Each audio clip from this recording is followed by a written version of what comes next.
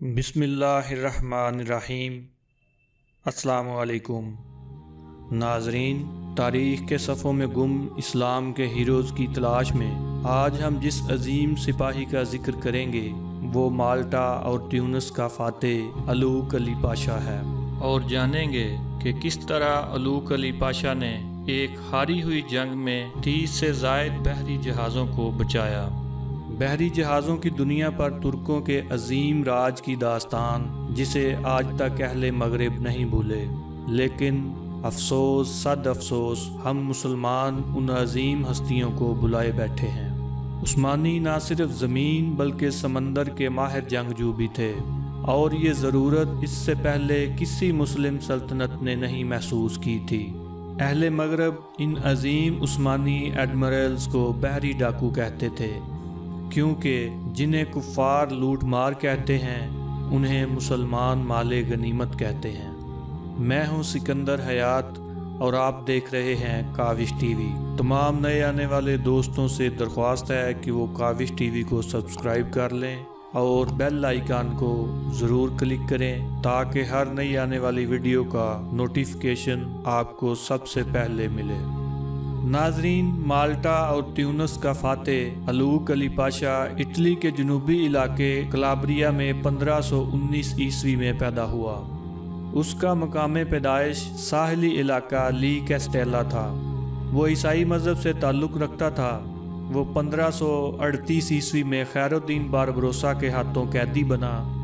کچھ سالوں کے بعد اس نے عیسائی مذہب کو ترک کر دیا اور ایک ترک کو قتل کرنے کے بعد وہ مسلمان ہو گیا۔ اس نے مسلمان لڑکی سے شادی کر لی اور پھر ترک نیوی میں شامل ہو گیا۔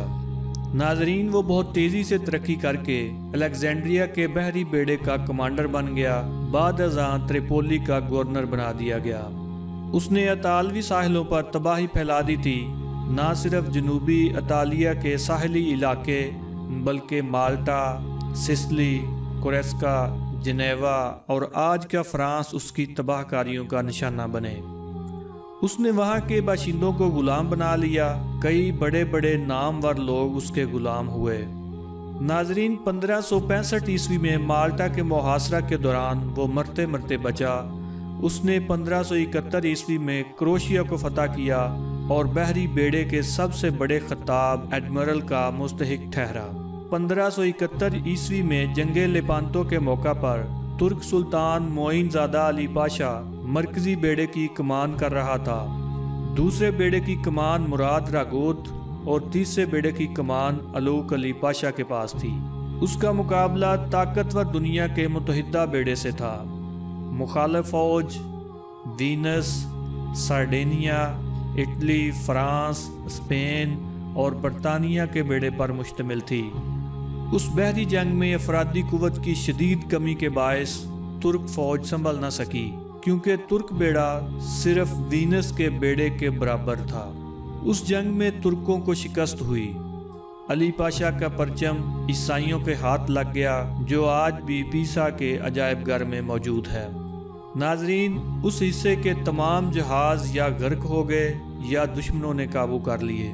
ترک سلطان علی پاشا شہید ہو گئے، مگر الوک علی پاشا نے کمال مہارت کے ساتھ اپنے ساتھ 30 جہازوں اور بہت سے سپاہیوں کو سلامتی سے نکال کر استنبول پہنچا دیا۔ ترک سلطان سلیم دوئم نے اسے کمان عطا کی۔ بعد ازاں اس نے کئی فتوحات کی، جن میں 1574 عیسوی میں ٹیونس اور مالٹا پر دوبارہ قبضہ کرنا بھی شامل تھا، کیونکہ اس پر مخالف بحری بیڑے نے قبضہ جما لیا تھا۔ ناظرین، الوک علی پاشا 1587 عیسوی میں استنبول کے قریب ایک گاؤں میں واقع اپنے محل میں طبی موت مرے۔ یہ گاؤں اس نے خود آباد کیا تھا اور اس کا نام نیا کلابریا رکھا تھا۔ الوک علی پاشا نے وصیت میں اپنے غلاموں اور ملازموں کو جائیدادیں اور مکانات وقف کر دیے۔ جو جس مکان میں رہتا تھا وہ اسے ہی دے دیا گیا۔ کلابریا کے ساحلی شہر لی کیسٹیلا میں آج بھی الوک علی پاشا کا مجسمہ نصب ہے۔ اہل کلابریا کو اس پر بہت فخر ہے۔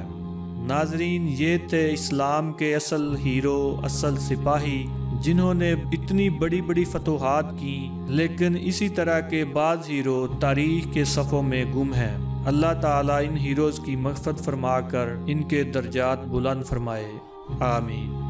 جی دوستو، ویڈیو اگر اچھی لگے تو اس کو شیئر کریں، لائک کریں اور کمنٹس میں اپنی رائے کا اظہار ضرور کیجیے گا۔ شکریہ۔